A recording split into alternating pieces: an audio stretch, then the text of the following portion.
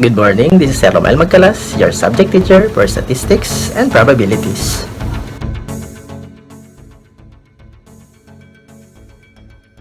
Our lesson for today is about random variables and probability distributions. Before we proceed to the lesson proper, let us define first some of the terms we will encounter in this module. Statistics. The word statistics actually comes from the word state because government have been in the statistical activities, especially the conduct of censuses.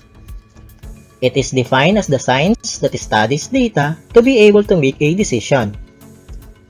It involves the methods of collecting, processing, summarizing, and analyzing data in order to provide answers and solutions to an inquiry. Probability. The probability is simply how likely something is to happen. Whenever we're unsure about the outcomes of an event, we can talk about the probabilities of a certain outcomes, how likely they are. The analysis of events governed by probability is called statistics. Activity. Activity is any activity which can be done repeatedly under similar conditions. Examples: answering multiple choice question, answering true or false question, tossing a coin. Sample space. The set of all possible outcomes of an experiment. Examples: in answering multiple choice, the possible outcomes are A, B, C, or D. In true or false questions, possible outcomes is true or false. In tossing a coin, the possible outcomes are tail or head. Universe. Universe is the collection or set of units or entities from whom we get the data. Variable. A variable is a characteristics that is observable or measurable in every unit of the universe. Population. Population is the set of all possible values of a variable. Sample. Sample is the subgroup of a universe or of a population. Let us now proceed to the lesson proper. Random variables and probability distribution. You have learned in your past lessons in junior high school mathematics that an experiment or trial is any procedure or activity that can be done repeatedly under similar conditions. The set of all possible outcomes in an experiment is called the sample space. The concept of probability distribution is very important in analyzing statistical data, especially in hypothesis testing. In this lesson, you will explore and understand the random variable. Before we discuss probability distribution, it is necessary to first study the concept of random variable. Lesson 1. Random variable.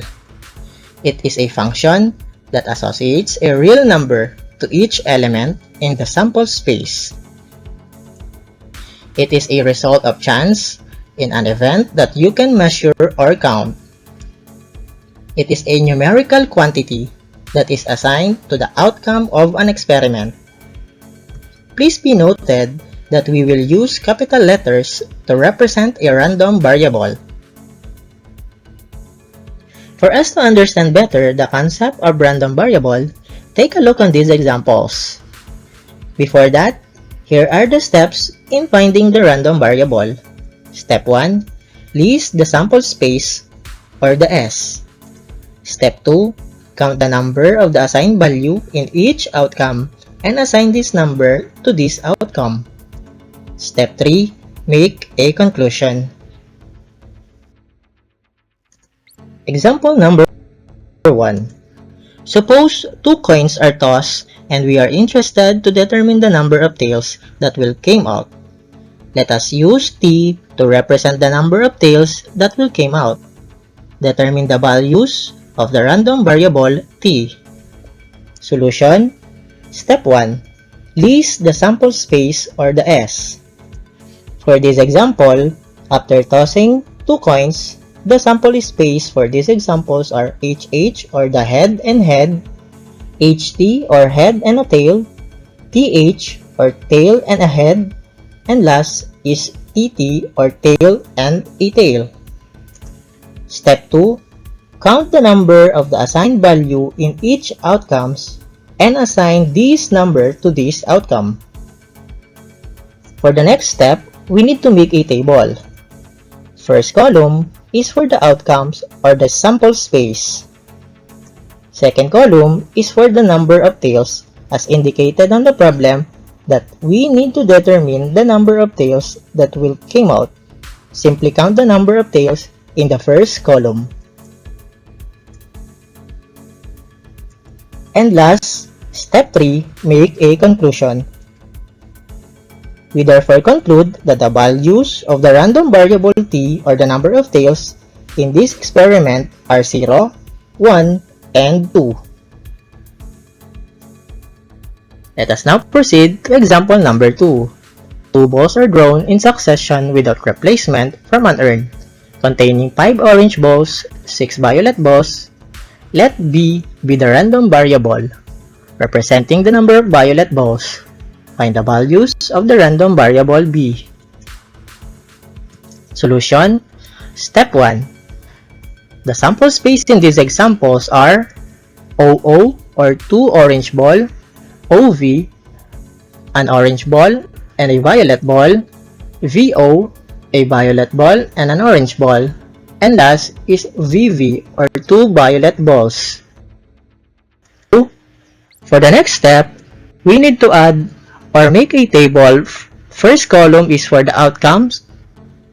Second column is for the number of violet balls as indicated in the problem that we need to find the values of the random variable B representing the number of violet balls. Simply count the number of violet balls in the first column.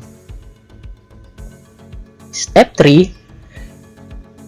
We therefore conclude that the values of the random variable B, number of violet balls, in these experiments are 0, 1, and 2.